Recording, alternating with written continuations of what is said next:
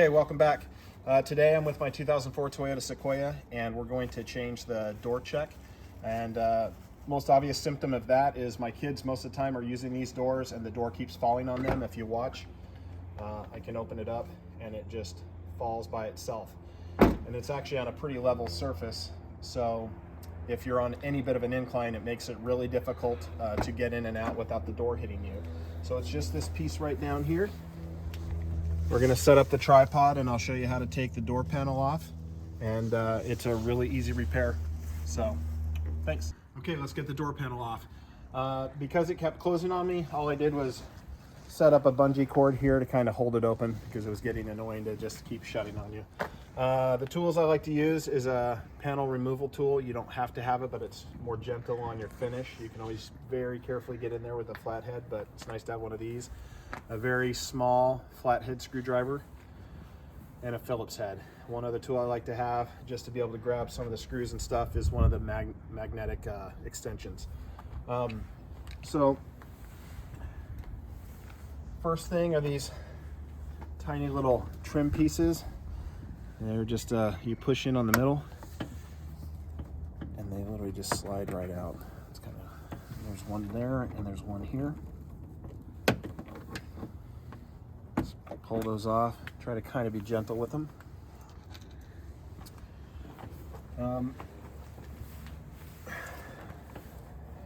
Down here is a Phillips head. You just want to get in there and unscrew it. I kind of already started it for the sake of time.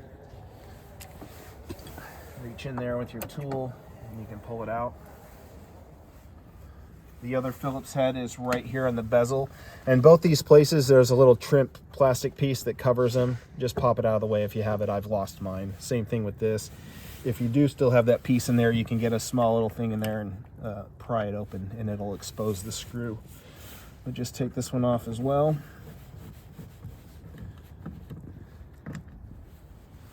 Looks like that. And probably the most important part where you have to be really, really careful is this bezel piece. There's two plastic clips that are in here that if you're too rough with it or don't know what you're doing, you'll break it. You just take the flathead and very gently put it right here and pry upwards slowly, and it'll just kind of disconnect itself, and do the same thing at the bottom. Once you do that, you can try to open the door handle and just pry it off. You do want to be a little bit careful and kind of pry in this direction because there is this clip which goes into this slot right here to kind of hold it in place. So don't yank out the straight, just kind of pry it at an angle. Once you've done that, you can get your trim piece tool and try to get underneath here. Sometimes it's kind of hard. I notice that if I take this out, I can kind of get in there and start it, but this is just held on through kind of friction clips right here. Just take off your power window attachment, squeeze in on that tab and pull out, and it's out of the way. And the other one I don't do until I take off the panel, and that's for this door light. There's a small wire that's attached to that, so you got to remember that that's there.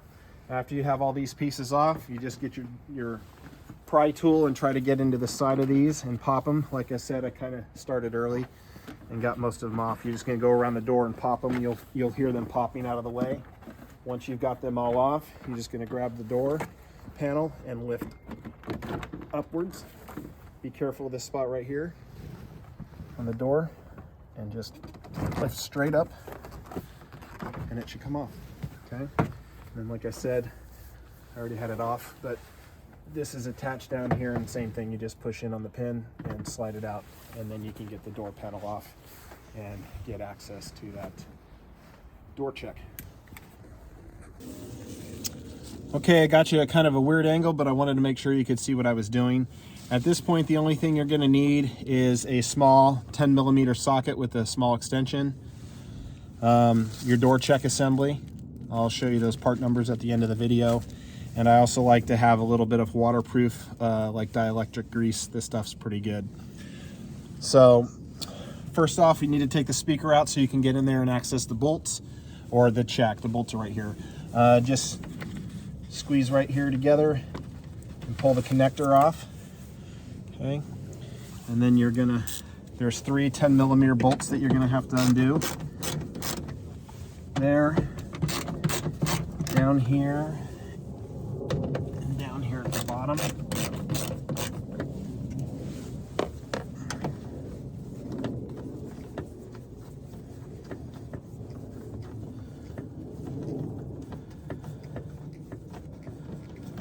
One might have been easier the other way.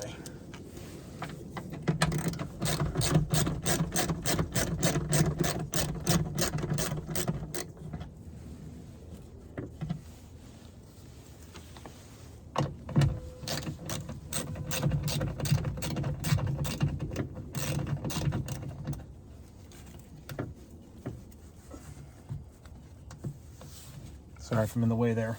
So you take these three out.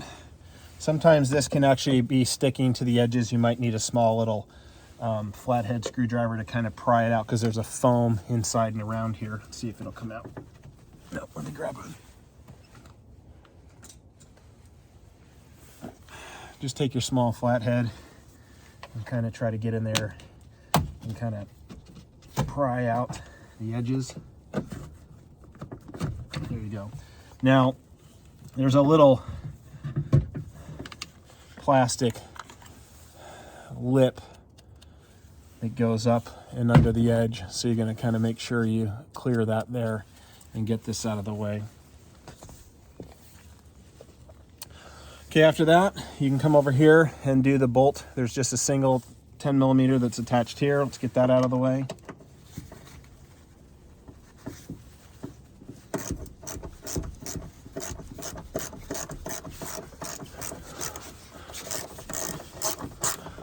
Probably blocking the video a little bit.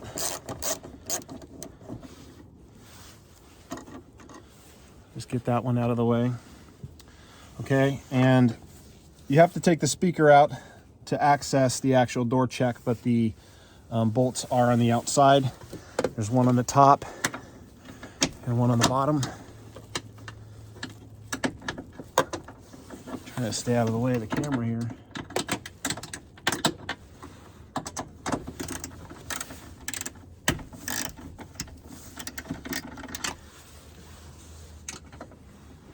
Just get down in there, you'll see them through this little access point down here. And they get loose really quick. I've already done the other side because I decided to do both doors. And just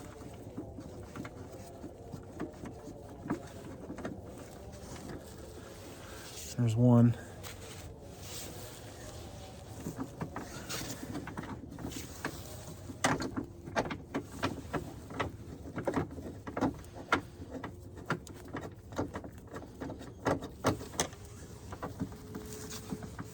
Sorry, I know I'm kind of in the way, but it's not difficult.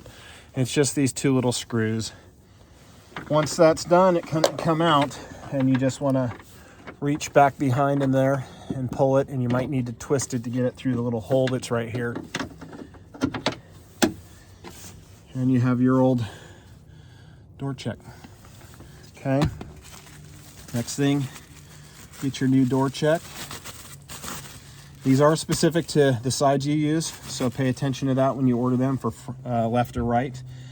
And then there's no grease in here, so a good thing to do is to get yourself some of this grease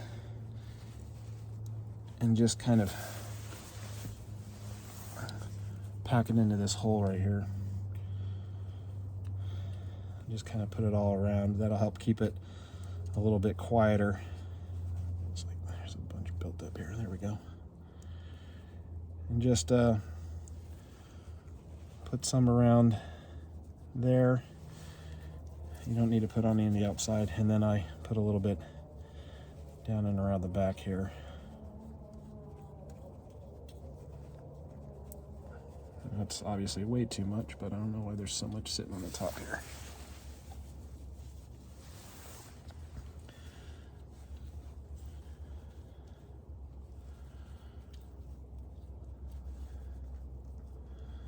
That way, as the door works itself through opening and closing, it'll be nice and quiet. Okay. After that, you're just simply gonna take it back up in here and pop it through the hole. You might have to twist it to get it through there. So we got here. A little tricky.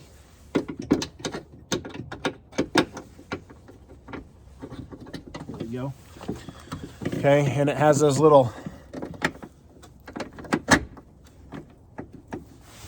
see if I can show you, has these little pieces that pop through the holes, and then you just take your bolts and start them.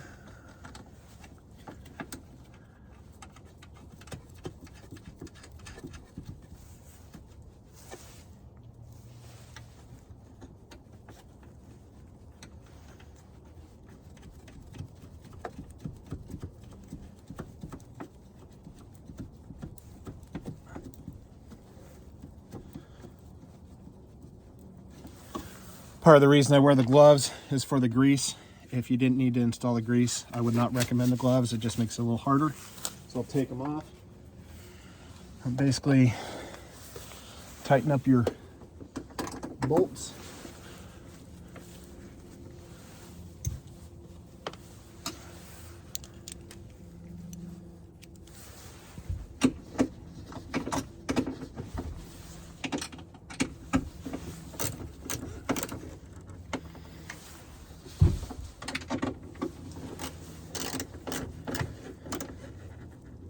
Get those snug, and then you want to put this one down into this one.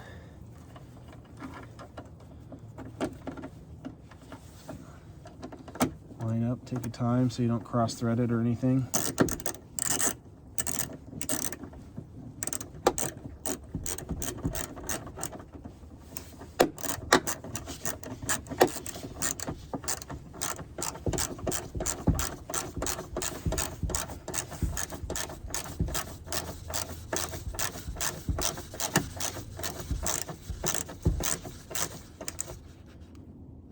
There you go. I'll show you when the door panel is all put back together. And let me take off, we can take off the bungee cord now. And you can see that the door is staying on its own. I'll show you everything when I get everything put back together. But basically, at this point, it's just putting everything back. Put your speaker back in, get your door panel back on by just reversing what you did to take it off. And in a minute here, I'll show you the completed project. Okay, now that the door check is fixed, you can see that I can open up the door even halfway and it stays. It's got a little bit of a notch where it'll stay like that, or all the way, and it stays without any issues whatsoever, and ready to provide a lot more years of service. The one thing I can say is when it comes to certain parts with my Toyota, I like to use OEM, original equipment. I think this is one of those types of things that, based on reviews and stuff I've searched online, some of the other ones, if you buy cheap ones, they fail. The ones I was able to get run around $120. I was able to find a sale for around $88 for each of them, and so I picked them both up. So, hope the video helped. Have a great day.